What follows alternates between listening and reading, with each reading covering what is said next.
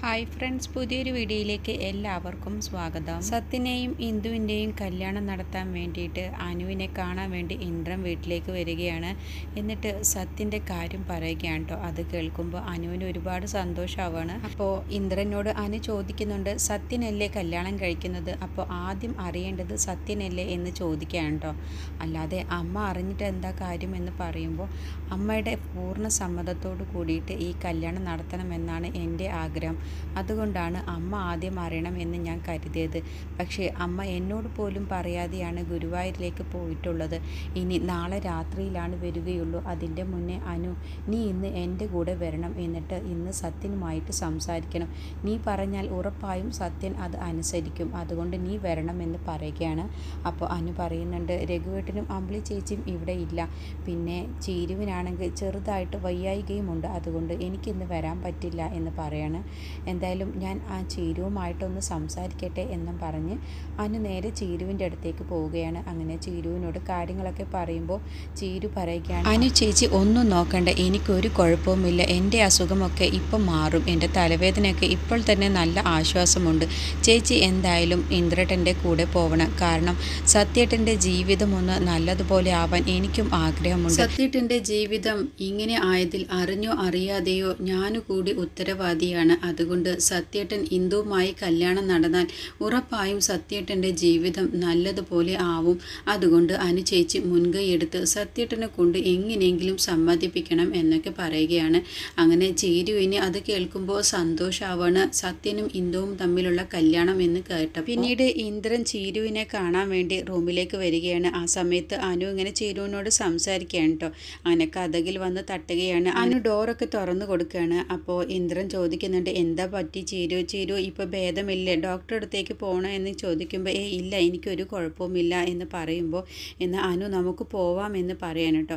അപ്പോൾ ചേച്ചി എന്തായാലും ഇന്ദ്രേട്ടൻ്റെ കൂടെ വരും. കാരണം ഇപ്പോൾ അമ്പിളി ചേച്ചിയൊക്കെ ഇപ്പോൾ എത്താമെന്ന് പറഞ്ഞിട്ടുണ്ട്. ഞാൻ വിളിച്ചിരുന്നു രഘുവിന്, അപ്പോൾ അവരിവിടെ എത്താറായിട്ടുണ്ട് എന്ന് പറഞ്ഞു. എന്നാൽ അനു നമുക്ക് ഇറങ്ങിയാലോ എന്ന് ചോദിക്കാൻ കേട്ടോ. അങ്ങനെ അനു ഇന്ദ്രൻ്റെ കൂടെ പോവാൻ വേണ്ടി ഡ്രസ്സൊക്കെ മാറുകയാണ്. അങ്ങനെ ഇന്ദ്രൻ പോയി കഴിഞ്ഞ ശേഷം അനുവിനോട് ചീരു പറയുന്നുണ്ട്, എന്ത് പാവമാണ് ഇപ്പോൾ ഇന്ദ്രേട്ടൻ, അമ്മയുടെ അടുത്ത് എത്തുമ്പോൾ സ്വഭാവം മാറുമല്ലേ അനുചേച്ചി എന്ന് ചോദിക്കുമ്പോൾ അത് ശരിയാ. പുരുഷന്മാർ പൊതുവെ മറ്റുള്ളവരുടെ മുന്നിൽ അവരുടെ നല്ല മുഖം മാത്രമായിരിക്കും കാണിക്കുന്നത്. പക്ഷേ അവരുടെ എല്ലാ സ്വഭാവങ്ങളും കാണുന്നത് ഭാര്യമാർ മാത്രമായിരിക്കും എന്ന് അത് കേൾക്കുമ്പോൾ ചീരു പറയുന്നുണ്ട്, അത് സത്യം തന്നെയാണ് അനുചേച്ചി, എനിക്കല്ലേ അറിയുള്ളൂ വിനയൻ്റെ യഥാർത്ഥ സ്വഭാവം. അങ്ങനെ ഇന്ദ്രൻ്റെ കൂടെ അനു പോവുകയാണ്. അങ്ങനെ സത്യനുമായിട്ട് സംസാരിക്കാം എന്നുള്ള ആ ഒരു ഇതിലാണ് ഇന്ദ്രൻ്റെ കൂടെ അനു പോകുന്നത്. പക്ഷേ അനു സംസാരിച്ചാൽ പോലും സത്യൻ ഇന്ദുവുമായിട്ടുള്ള കല്യാണത്തിന് സമ്മതിക്കില്ല. അനുവിനോട് പറയും, ഞാൻ ഇന്ദുവിനെ എൻ്റെ പെങ്ങളെ പോലെയാണ് കണ്ടിട്ടുള്ളത്, അതുകൊണ്ട് എനിക്ക് ഈ കല്യാണത്തിന് സമ്മതമല്ല എന്ന് തന്നെയാണ് സത്യൻ അനുവിനോടും പറയാൻ പോകുന്നത്. പിന്നീട് രഘുവും അമ്പിളിയും കൂടി വീട്ടിലെത്തിയ ശേഷം ദയയുമായിട്ട് സംസാരിക്കാൻ കേട്ടോ. ശബരിയോട് ഞങ്ങൾ സംസാരിച്ചു. ശബരി നിൻ്റെ അടുത്ത് എന്തോ പ്രശ്നമുണ്ട് എന്നാണ് പറഞ്ഞിട്ടുള്ളത്. നിൻ്റെ ആ തെറ്റിദ്ധാരണ മാറ്റിയ ശേഷം നീ അവിടേക്ക് ചെന്നാൽ മതി എന്ന് ശബരി പറഞ്ഞിട്ടുണ്ട്. എന്താണ് നീയും ശബരിയും തമ്മിലുള്ള തെറ്റിദ്ധാരണ, അത് എന്നോട് പറയണമെന്ന് അമ്പിളി ചേച്ചി പറയുന്ന സമയത്തും ദയ അക്കാര്യം പറയുന്നില്ല കേട്ടോ. അങ്ങനെ ദയോട് പറയുകയാണ്. അമ്പിളി പറയുന്നുണ്ട്, ഇപ്പോൾ ശബരി ഇപ്പോൾ 2 ആഴ്ചത്തേക്ക് ടൂർ പോവുകയാണ്, ദുബായിലേക്കാണ് പോകുന്നത്. അതുപോലും നിന്നോട് പറയാൻ ഇപ്പോൾ ശബരിക്ക് താല്പര്യമില്ലെങ്കിൽ നിങ്ങൾ തമ്മിൽ എന്തോ ഒരു വലിയ പ്രശ്നമാണുള്ളത് എന്ന് പറയുമ്പോൾ ദയ പറയുന്നുണ്ട്, 2 ആഴ്ചത്തേക്ക് ദുബായിലേക്ക് പോകുന്നത് അതുപോലും എന്നോട് പറയാൻ താല്പര്യമില്ല. അതെല്ലാം തന്നെ ഇപ്പോൾ അനിതേച്ചിയോട് പറഞ്ഞിട്ടുണ്ടാവും എന്നൊക്കെ ദയ മനസ്സിൽ ചിന്തിച്ച് കൂട്ടുകയാണ് കേട്ടോ. അപ്പോൾ ദയയുടെ മനസ്സിലേക്ക് വിത്ത് പാകിയിട്ടുള്ളത് ധനൻ തന്നെയാണ്. അങ്ങനെ ധനൻ്റെ യഥാർത്ഥ മുഖം എന്താണെന്നുള്ളത് ഇപ്പോൾ ഓരോ ദിവസം ചെല്ലും തോറും അനിതേച്ചി കൂടി മനസ്സിലാക്കുകയാണ്. അങ്ങനെ ധനം വല്ലാതെ അനിതേച്ചിയെ ഭീഷണിപ്പെടുത്തുന്ന സമയത്ത് അനിത പറയുന്നുണ്ട്, ധനനെ ഒന്ന് ഭീഷണിപ്പെടുത്തിയിട്ടാണ് പറയുന്നത്, നിങ്ങളാണ് ഇതിൻ്റെയൊക്കെ പുറകിലെന്നുള്ളത് ഞാൻ എല്ലാവരോടും പറയും, അതുകൊണ്ട് നിങ്ങൾ സൂക്ഷിച്ച് സംസാരിക്കണം എന്നൊക്കെ ധനനോട് അനിത പറയുന്നുണ്ട്. അങ്ങനെ അനിതയുടെ പെട്ടെന്നുള്ള ആ ഭാവമാറ്റം കാണുമ്പോൾ ധനനും ഒന്നും അങ്ങ് പേടിക്കുന്നുണ്ട്. അമ്പിളിയും രഘുവും കൂടി ശബരിയുടെ വീട്ടിലെത്തിയ സമയത്ത് എല്ലാ കാര്യങ്ങളും ശബരി അനിതയോട് പറയുമ്പോൾ അത് അമ്പിളി ഒന്ന് ശ്രദ്ധിക്കുന്നുണ്ട് കേട്ടോ. അങ്ങനെ ശബരി ഒരൊറ്റ തീരുമാനത്തിൽ തന്നെയാണ്, ഞാൻ ദയയെ വിളിച്ചു കൊണ്ടുവരില്ല, ദയ തന്നെ സ്വയം അവളുടെ തെറ്റ് മനസ്സിലാക്കി അത് തിരുത്താനുള്ള മനസ്സുണ്ടെങ്കിൽ മാത്രമാണ് ഇനി ഞാനും ദയയും മുന്നോട്ട് പോയിട്ടുള്ള ജീവിതം വേണമോ വേണ്ടയോ എന്ന് തീരുമാനിക്കുകയുള്ളൂ.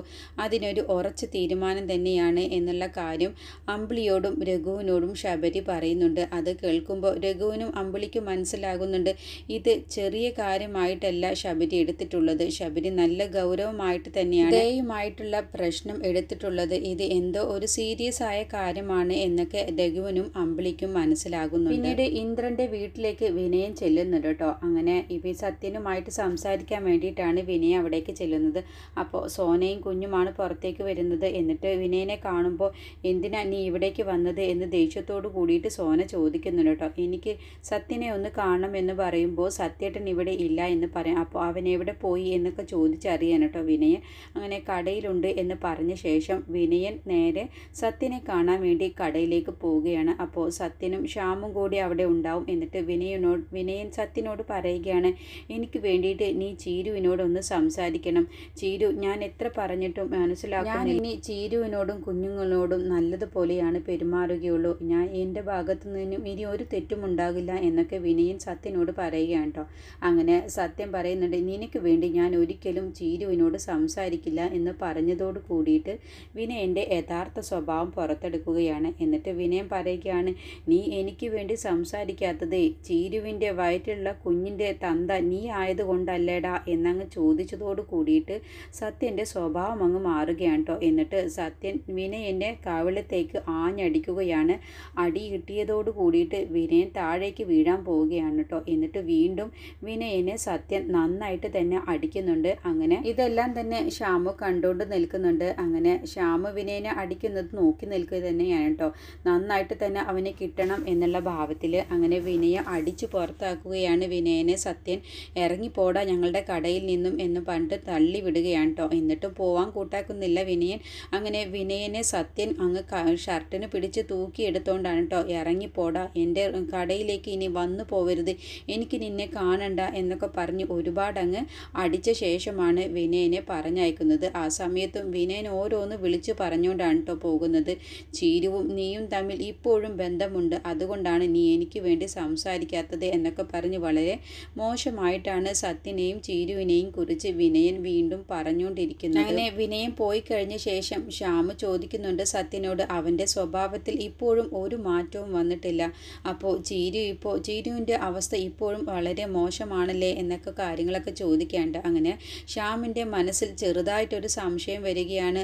സത്യൻ വീണ്ടും ചീരുവിനെ സ്നേഹിക്കുന്നുണ്ടോ എന്നുള്ള ആ ഒരു സംശയമാണ് കേട്ടോ. പിന്നീട് ഇന്ദ്രൻ അനുവുമായിട്ട് വീട്ടിലെത്തുന്ന സമയത്ത് സോനയ്ക്ക് ഒരുപാട് സന്തോഷമാവാണ് അനുവിനെ കാണുന്ന സമയത്ത്. എന്നിട്ട് കുഞ്ഞിനെയൊക്കെ ചോദിക്കുകയാണ്. അപ്പോൾ കുഞ്ഞിന് ചെറുതായിട്ടൊരു പനിയുണ്ട്, അതുകൊണ്ടാണ് അവനെ കൊണ്ടുവരാത്തത് എന്ന് സോനയോട് പറയുകയാണ്. സോന അനുവിനോട് പറയുന്നുണ്ട് വിനയന് വന്ന കാര്യം സത്യേട്ടനെ ചോദിച്ച് വിനയൻ ഇവിടേക്ക് വന്നിരുന്നു, എന്നിട്ട് അയാൾ കടയിലേക്കാണ് പോയിട്ടുള്ളത് എന്നുള്ള കാര്യമൊക്കെ സോന അനുവിനോട് പറയുമ്പോൾ ഇനി എന്തെങ്കിലും പ്രശ്നം ഉണ്ടായിട്ടുണ്ടാകുമോ എന്നുള്ള ചിന്തയാണ് അനുവിൻ്റെ മനസ്സിൽ. വിനയൻ്റെ സ്വഭാവം അത്രയ്ക്ക് മോശമായതുകൊണ്ട് തന്നെ സത്യനുമായിട്ട് എന്തെങ്കിലും വഴക്കിട്ടിട്ടുണ്ടാകുമോ എന്നുള്ള ഒരു പേടി അനുവിൻ്റെ മനസ്സിൽ വരുന്നു. പിന്നീട് രാത്രിയാകുന്ന സമയത്ത് സത്യൻ വീട്ടിലെത്തിയ ശേഷം അനുവിനെ കാണുമ്പോൾ സത്യനും ഒരുപാട് സന്തോഷമാവുകയാണ്. അങ്ങനെ സത്യനോട് ഇന്ദുവിൻ്റെ കാര്യം ചോദിക്കാൻ വേണ്ടി ഒരുങ്ങാണ് കേട്ടോ അനു.